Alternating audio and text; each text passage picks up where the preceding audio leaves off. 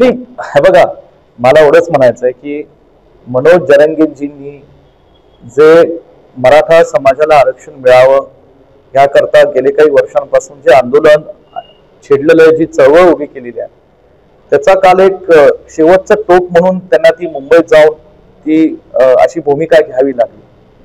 आणि यातल्या काही कायद्याच्या तरतुदी आहेत, अडचणी आहेत, त्यातल्या काही संविधानिक घटनात्मक काही तरतुदी आणि अडचणी होत्या. सुरुवात पृथ्वीराज चव्हाण साहेबांनी केली होती मुख्यमंत्री असताना, आणि त्यांनी मराठा समाजाला जास्तीत जास्त न्याय देण्याचा प्रयत्न पृथ्वीराज चव्हाण साहेबांनी केला होता. तदनंतर ठीक आहे, एकनाथ शिंदे साहेब असतील, फडणवीस साहेब असतील, आता ही उपसमिती आहे, त्यांनी त्यांच्या परीने प्रयत्न केले. पण अजून एक मराठा समाजातल्या ज्या भावना होत्या किंवा आरक्षणातले जे काही त्यांना गोष्टी मिळायला हव्या होत्या ते मिळत नव्हत्या. त्यासाठी मनोज जरंगेंची मुंबईला धडक मारली. लाखोच्या संख्येने तिथे लोक उपस्थित होते. काल जो काही तोडगा त्यांनी उपसमितीने काढलेला आहे त्यातनं आता जाहीर झालेलं आहे, 8 पैकी 6 मागण्या त्यांनी मान्य केलेल्या आहेत. हैदराबाद गॅजेटचा प्रश्न आता सुटलेला आहे, त्यातनं मराठवाड्यातल्या मराठा समाजाच्या बांधवांना मोठ्या प्रमाणे दिलासा मिळेल. आणि जो सातारा गॅजेटचा किंवा संस्थांचा गॅजेटचा विषय आहे त्याच्यातनं त्यांनी सांगितलंय 1 महिन्याभरात आम्ही त्याच्यावरही अंमलबजावणी करू म्हणून. मला आता वाटतं की सरकार हे करावे अशी माझी अपेक्षा आहे. पुन्हा मराठा समाजाच्या फसवणूक होऊ नये अशी माझी प्रामाणिक अपेक्षा आहे.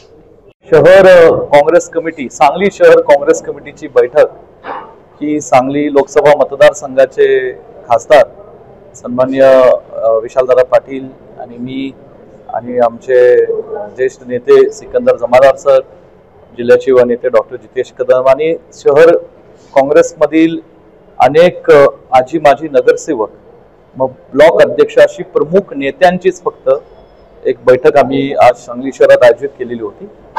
आणि या बैठकीमध्ये आम्ही काही आजी माजी नगरसेवकांचे, ब्लॉक अध्यक्षांच्या सध्याच्या सांगली शहराच्या राजकारणाच्या परिस्थितीवर आम्ही त्यांच्याशी संवाद साधला. त्यांनी त्यांच्या भावना व्यक्त केल्या. मला मनापासून सांगायचं की सांगली हा काँग्रेस पक्षाचा बालेकिल्ला राहिलेला आहे.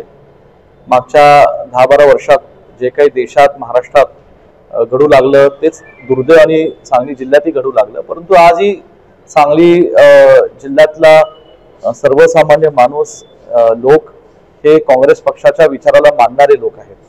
आणि त्याची प्रचिती म्हणजे लोकसभेमध्ये मिळालेलं आम्हाला यश आहे. विधानसभेत दुर्दैवाने पुन्हा जे महाराष्ट्रात घडलं तेच सांगलीमध्ये दुर्दैवाने घडलं. त्यामध्ये अनेक गोष्टी आहेत ज्याच्या बाबतीत सातत्याने आदरणीय काँग्रेस पक्षाचे नेते राहुलजी गांधींनी महाराष्ट्राचं आणि इतर काही राज्यातलं उदाहरण देऊन जे वोटर लिस्ट मॅनिप्युलेशन किंवा वोट चोरीचा जो विषय आहे तो देशाच्या आणि महाराष्ट्राच्या जनतेसमोर मांडलेला आहे. हे करत असताना आज सांगली शहरातल्या काँग्रेसच्या कार्यकर्त्यांना आम्ही आश्वासित केलंय की आम्ही ताकदीने आणि खंबीरपणे सांगली महानगरपालिकेची येणारी ही निवडणूक लढणार आहोत.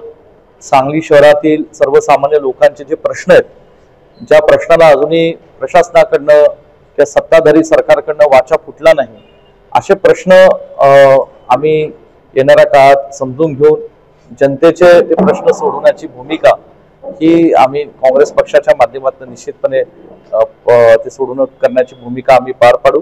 आणि म्हणून आजच प्रभाग रचना या ठिकाणी समजलेल्या आहेत. त्या प्रभाग रचनेच्या आधारे येणाऱ्या काळामध्ये निश्चित स्वरूपात चांगले इच्छुक उमेदवार यांची चाचपणी करून त्यांनाही चांगल्या उमेदवारांना उमेदवारी ही सगळ्यांना विश्वासात घेऊन दिली जाईल. आणि एक चांगला सक्षम असा शहर अध्यक्ष, त्याच्या जोडीला चांगली शहराची काँग्रेस कमिटीची टीम सुद्धा लवकरात लवकर काही दिवसातच आम्ही ही नियुक्त करू.